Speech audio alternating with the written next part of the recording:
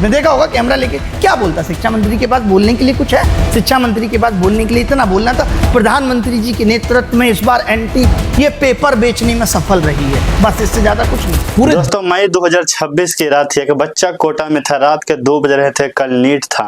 वो रिवीजन कर रहा था। उसी रात राजस्थान के सीकर में एक हॉस्टल के कमरे में कुछ लड़कियां व्हाट्सएप पर एक पेपर पढ़ रही थी। वो पेपर कल नीट का पेपर था। और दोस्तों जो कोटा में बच्चा जाग कर पढ़ रहा था उसे पता नहीं था यही देश का एजुकेशन सिस्टम है, यही एनटीए है, यही सरकार है। NTA never trustable agency. और एनटीए के अधिकारी आप लोग को पता है कि आपको कुछ होने वाला नहीं है। हो गया था पेपर लीक होना, तो आप पेपर क्यों नहीं चेंज कर रहे थे? और ऐसा तो है नहीं देश में पहली बार पेपर लीक हुआ है। ढीले कपड़े पहन के आओगे, पैजामा पहन के आओगे, जूता नहीं पहनोगे तुम, घड़ी नहीं पहनोगे तुम, जैकेट नहीं पहनोगे तुम, जेब नहीं होनी चाहिए बहुत सारी, प्लास्टिक की बोतल नहीं ले जा सकते, ट्रांसपेरेंट बोतल होनी चाहिए पानी की। तो सारी चेकिंग, सारी पुलिसिंग बच्चों पे कर रहे थे और इनके सिस्टम के अंदर बैठ के जो पेपर लीक कर रहा था वो इनको पता नहीं चल रहा है। तो नमस्कार दोस्तों, 2 मई की शाम केरला में बीबीएस पढ़ रहे एक स्टूडेंट ने अपने पिता को राजस्थान के सीकर में व्हाट्सएप किया। मैसेज में क्या था, मेरे सीकर के दोस्तों ने ये क्वेश्चन भेजे हैं, हॉस्टल की सारी लड़कियों को दे दो, कल यहीं आएगा। उस हॉस्टल के ऑपरेटर ने रात को देखा नहीं, अगले दिन सुबह एग्जाम से पहले वो पेपर सारे लोगों में बांट दिया। एग्जाम हुई। दोस्तों जब एक ऑपरेटर टीचर के पास गया यह चेक करने के कितने सवाल मैच हुए, टीचर ने गिना बायोलॉजी के पूरे 90 सवाल 200 सवाल गैस पेपर में से थे, सारे के सारे हो वही थे। दोस्तों और यह तो सिर्फ एक हॉस्टल की बात थी, असल में यह एक पूरा इंटर स्टेट नेटवर्क था जो महाराष्ट्र से हरियाणा, राजस्थान, तेलंगाना, आंध्र प्रदेश से और जम्मू कश्मीर तक फैला था। दोस्तों यह पेपर एग्जाम से 4 दिन पहले 29 अप्रैल को एक काउंसलर के फोन पर था और इसे 5 लाख में बेचा गया था। एग्जाम की ईवी पर रेट गिरकर 30,000 हो गया था। मतलब जैसे सब्जी बिकती है मंडी है में, वैसे नीट का पेपर बिक रहा था। दोस्तों जब यह खबर पत्रकारों ने एजुकेशन मिनिस्टर धर्मेंद्र प्रधान से पूछा, उन्होंने एक शब्द नहीं बोला, मुंह फेर लिया और चल दिया। यही है जवाबदेही और यही है एनटीए। दोस्तों जब हॉस्टल ऑपरेटर राजस्थान पुलिस के पास गया तो उसने कहा आप अफवाह मत फैलाओ। जब लीक की खबर ऊपर तक पहुंची तब जाकर एक्शन हुआ।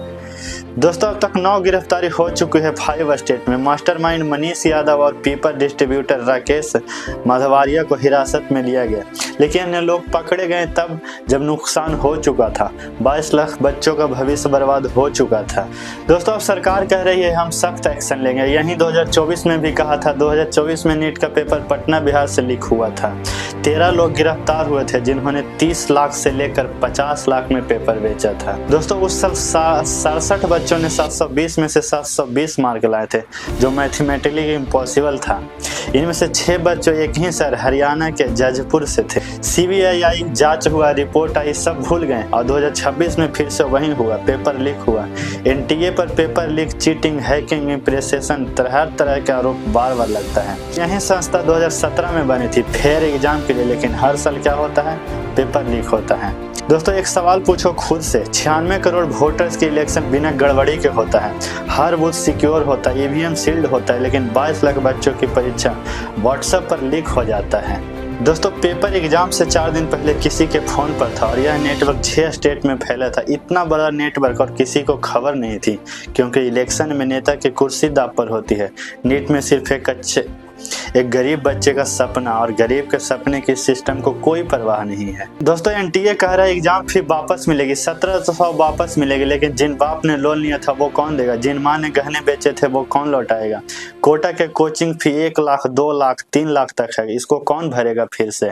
दोस्तों एनएसयूआई ने सीधा सवाल पूछा, इन छात्रों और उनके परिवार को हुए मेंटल, इमोशनल और फाइनेंशियल नुकसान का जिम्मेदार कौन है?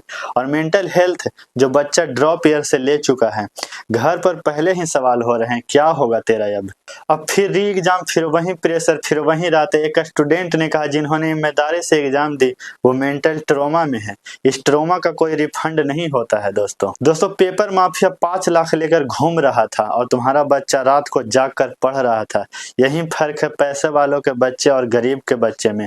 जब तक एनटीए है, जब तक यह सरकार है, यह होता रहेगा। इसलिए इस सरकार को हटाओ। अगर तुम्हें गुस्सा है तो सिर्फ एक काम करो, इस वीडियो को हर उस बच्चे तक भेजो जो अभी डॉक्टर बनने का सपना देख रहा है, और ट्रूथ बॉय शर्मा को सब्सक्राइब करो।